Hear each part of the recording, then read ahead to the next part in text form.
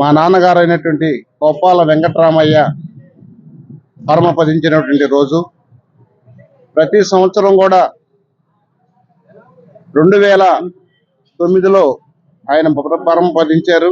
మరి అప్పటి నుండి కూడా ప్రతి సంవత్సరం కూడా ఆయన వర్ధంతి రోజున ఎక్కడో సెంటర్లో అన్నదాన కార్యక్రమాల్ని నిర్వహిస్తుంటాను.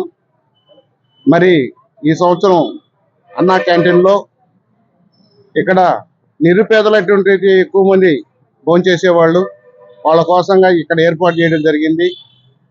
మా తల్లిదండ్రుల యొక్క అనుగ్రహంతో ప్రతి ఒక్కరూ కూడా బ్రతుకున్నప్పుడు తల్లిదండ్రుల్ని ప్రేమించాలి, వాళ్ళ బాగోగులు చూసుకోవాలి. వయసు అయిపోయిన తర్వాత కూడా వాళ్ళ యోగక్షేమాలు ఎవరైతే చూసుకుంటారో దేవుళ్ళ కంటే గొప్పైనటువంటి వారు తల్లిదండ్రులు. మరి అలాంటి తల్లిదండ్రులు వయసు అయిపోయిన తర్వాత కంటి తెడబెట్టకుండా వాళ్ళు కాలాన్ని గడపడం వాళ్ళకి మనం ఇచ్చేటువంటి గౌరవం. మనం కన్నందుకు వాళ్ళ సేవే మనం తరించాలి. కానీ చనిపోయినా కూడా ప్రతి సంవత్సరం కూడా ఈ దేహాన్ని వాళ్ళు ఇచ్చినటువంటి ఇటువంటి దేహాన్ని మనం చక్కగా కాపాడుకోవాలా. అదేవిధంగా 10 మందికి కూడా స్ఫూర్తిగా ఈ కార్యక్రమాన్ని కూడా నేను చేస్తూనే ఉంటాను.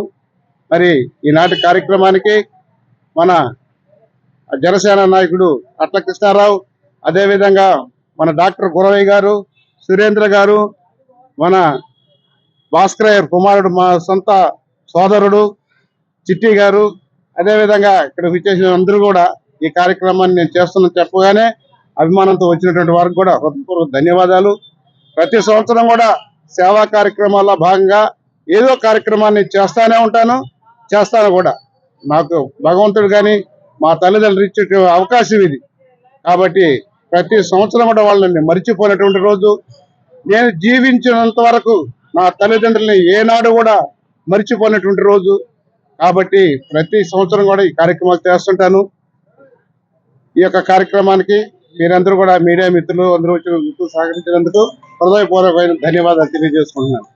జూలపాలెం పట్టణానికి సంబంధించినటువంటి గౌరవనీయులు కొప్పాల వెంకటరామయ్య గారి కుమారుడు సుబ్రహ్మణ్యం గారు, అలాగే మనవడు జనసేన నియోజకవర్గపు స్థాయి లీడరు శ్రీ కృష్ణ గారు, వాళ్ళ తాత తండ్రుల యొక్క సంవత్సరికం సంబంధించి ప్రతి ఏడు జరిపేటువంటి సంవత్సరికంలో భాగంగా తల్లిదండ్రులు గుర్తించుకోవడం చాలా ముదావహం. ఇలాంటి కార్యక్రమాలు వీళ్ళ జీవితంలో ఎక్కువ చేయాలని చెప్పి దీని ఇన్స్పిరేషన్గా పట్టణంలో ఉన్నటువంటి మిగతా పెద్దలు కూడా గౌరవించే కార్యక్రమాలు చేయాలని చెప్పి మనసారా కోరుకుంటున్నాం. Thank you.